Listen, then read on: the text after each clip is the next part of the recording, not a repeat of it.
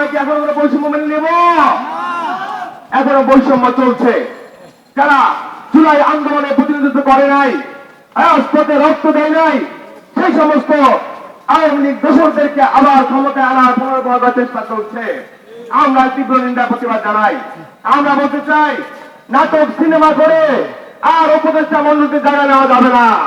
আমরা বলতে চাই যে বা যারা এদেশের ইসলাম প্রিয় ধর্মপ্রাণ মুসলমানদেরকে কটাক্ষ করেছে এবং হেফাজতে সমাবেশের পরে বলেছিল জঞ্জাল মুক্ত বাংলাদেশ, আমরা বলতে চাই আমরা এই জঞ্জালকে উপদেষ্টা দেখতে চাই না।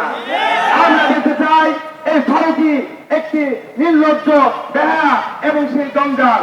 আমরা হাসান আব্দুল্লাহকে বলতে চাই, আপনি বৈষম্য ছাত্র আন্দোলনের আহ্বায়ক, আমরা বলতে চাই শুধুমাত্র আপনার সমন্বয়কে দায়িত্ব পালন করেন নাই, বরং এদেশের পাড়ায় মহল্লায় প্রতিটা অলিতে গলিতে এই ছাত্ররা সমন্বয়কে দায়িত্ব পালন করেছে।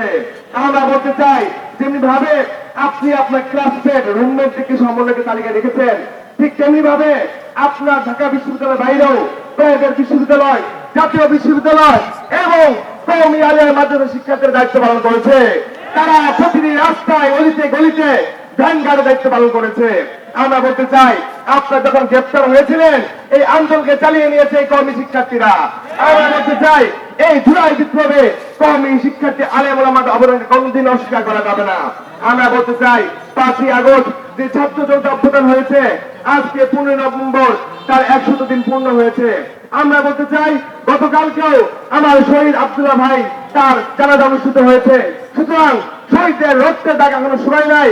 কোন আওয়ামী লীগ দোসর কোন ধরনের অপচেষ্টাকারী ক্ষমতায় দেখতে চাই না।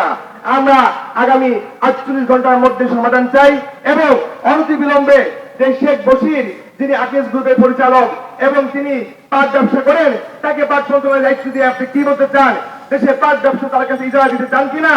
আমরা এই ধরনের কোন ধরনের লবিং, কোন ধরনের গ্রুপিং এর মাধ্যমে কোন ধরনের আওয়ামী লীগ দোষীদেরকে ক্ষমতায় দেখতে চাই না।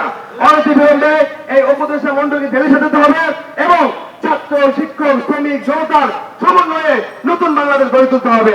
সকলকে উন্নত আহ্বান জানিয়ে আগামী দিনে রাজপথে ঝাঁপিয়ে পড়ে আহ্বান জানিয়ে বক্তব্য শেষ করছি।